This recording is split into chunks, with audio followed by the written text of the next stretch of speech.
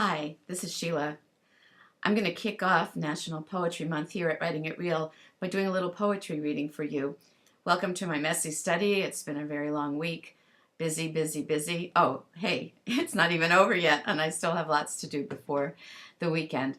But I want to take some time for poetry as I try to every day. Poems are all around us. We get them emailed to us. They appear on Facebook. You can subscribe to Poetry Daily and get a poem in your email every day. You can go on to nationalpoetry.org and browse around and read. There's so much poetry around us, and I think we need to slow down and take the time to read the poems and reconnect with our inner selves. The headlines are grabbing us. I know they're grabbing me, and I read them all day long. And I restore myself by reading poems. Poems are for the ages. Headlines are for now. They're horrible. We need to resist. We need so much to be in charge of our government and its humanity.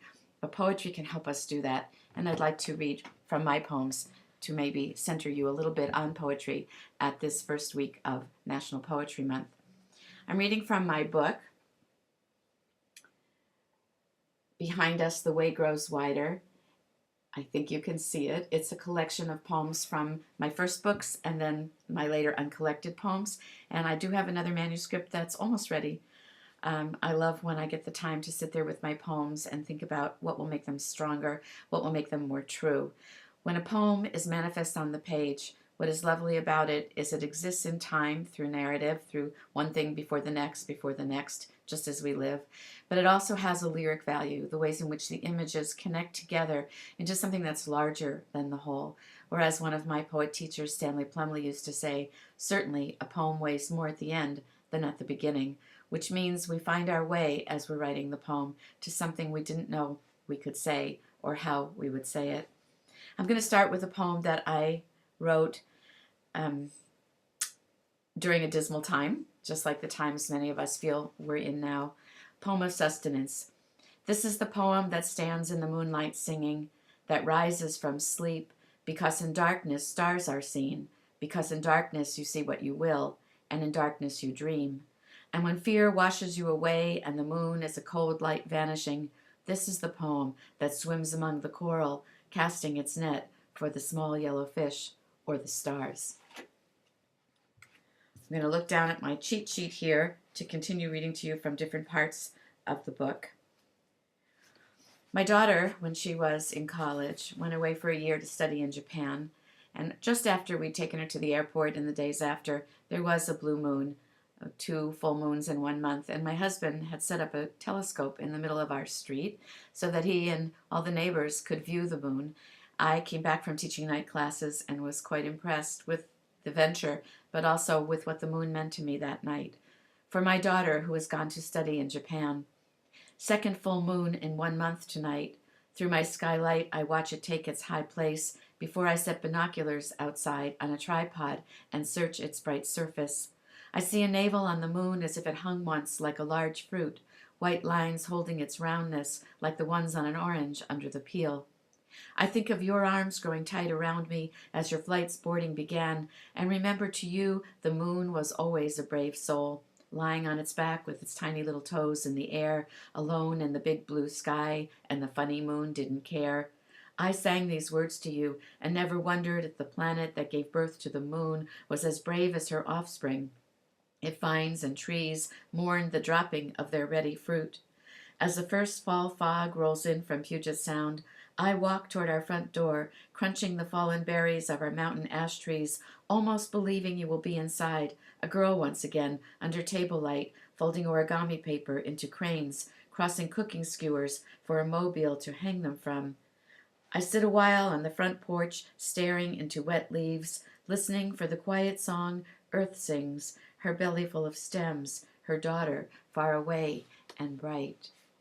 I did, of course, go to visit my daughter while she was gone, and one of her host families, the mom, was a tea ceremony instructor, a certified tea ceremony instructor, and she had my daughter and me to a private tea ceremony. It was very moving, and you'll find out why as I read this poem. Today, Kuwana-san is called Kuwano-sensei, teacher.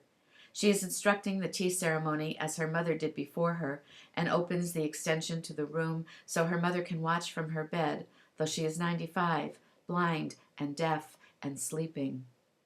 I kneel seiza and receive my bowl of thick green tea, while Kuwana-sensei tells me I must bow to my daughter beside me, saying, "Osaka ni, I am going before you." Kuwana-sensei tells me to hold my cup with 2 hands before my forehead. I look at my daughter, who is coming of age. I look at Kuwana-sensei's mother, who is dying. Soon I must take the first sip. I read this poem today because it seems like those people in powerful charge of our government right now don't really think about our generations to come, don't think about their mortality. I think they're afraid of that. They're afraid of thinking about the continuance of this planet, this environment, our peoples without them. I really am upset by the greed that drives them, and I wish they could all sit at a tea ceremony like that one and see their place. It's very small in the line of continuance, and yet all of us have that responsibility to help in the continuance of a healthy planet and society. Poems don't lecture, but I feel like I must in these times, and I'm so happy to be presenting these poems to you. So now I am going to read from later on in the book in the Uncollected verses. This is a poem that I wrote when I also was traveling in Japan, this time with my daughter, away from the town she had been staying in, Sendai, to Hiroshima. In Hiroshima, at the ryokan where my daughter and I stay, there is the persistent smell of gas as I climb the narrow steps to our room. No worry, the innkeeper tells us. The problem is from earlier in the day. It is taken care of. No worry. I distract myself thinking how the soles of her house slippers hang over the step edges like tiny diving boards. All night on the 3rd story, I smell the gas and cold while my daughter sleeps. I stare from my futon to the kerosene heater I won't get up to light and think of the narrow steps I'd climbed, visiting Anne Frank's hidden attic in Amsterdam. I think how no one knows where my daughter and I are this night. Restless, I want to walk across the tatami mats, put on my slippers, and descend a flight of the little steps to the bathroom so I can run hot water over my hands, but the smell is less in our room than in the hall. I look at my daughter's slippers at the edge of the tatami mats and think again of diving boards, the summer when someone's father taught my friends and me to roll headfirst from where we sat on the deck of the swimming pool, chins tucked to our chests, arms pressed to our ears, fingers pointed to puncture the water's blue tarp. How we graduated to sitting on the end of the low board and again rolled into the water. How next we knelt and rolled, then stood and rolled, then took 3 steps to hop and bounce on the board's edge to gain height and grace. At Hiroshima's Children's Memorial, I saw an ocean of paper cranes, waves of blue construction paper, green computer printouts, plain paper of our daily news. Placed for decades by children, remembering the Japanese teen who survived the atomic bomb when she was 2, then thought she'd survive leukemia if she lived to fold 1,000 cranes from the wrappers her medicine came in. The grace of children in troubled water, form transforming fear. I rolled on my futon toward my daughter, the good fortune of our days, color over gray stone. So much of the world seems gray. I hope that we can all find and continue to bring color to the world. Another time I traveled with my daughter, this time all grown up, and a professor who was going to a conference, and we traveled to Berlin, and I was nanny to her 2 boys, and this is a poem inspired by being there with them. In Berlin, we stand on a parking lot meridian. This place is nothing, our walking tour guide declares. Not like the monuments I've shown you, Brandenburger Tor, symbolizing Germany's peaceful desires, restored House of Parliament, where visitors walk on a glass floor over government heads to remind them they are not better than the people they govern. This place is nothing, he repeats, because Germans want this place to be uncelebrated, forlorn. You are standing above what remains of the underground bunker where Hitler died, drink of cyanide, gunshot to the head. Inside cement so strong, explosives cannot demolish it. I cannot stop watching my 4-year-old grandson kicking at the dry dirt with his Teva sandals, cannot stop looking at his bare and unprotected legs, his dirt-streaked shins. Adolf Hitler, Adolf Hitler. As a grade school child, I heard these 4 syllables in my head at night, matching the tick-tock of my wind-up clock, keeping me from sleep. I knew he was dead, but he seemed to be everywhere, able to capture me and those I loved, Jewish granddaughter of Jewish grandparents who lost Jewish families in Hitler's war. I hear the tick and tock again, Jewish and here, repeat with every stroke of the washcloth down my grandson's legs. And finally, tonight, I'm going to read to you a poem I wrote a while ago when I was trying to teach people poetry, and I told them to think of something that they could not ever declare their independence from, and write a poem trying to do that. So, of course, for me, that was poetry. Poetry. You have refused to come to me when I call you, or come sometimes in a fool's chiming rhymes.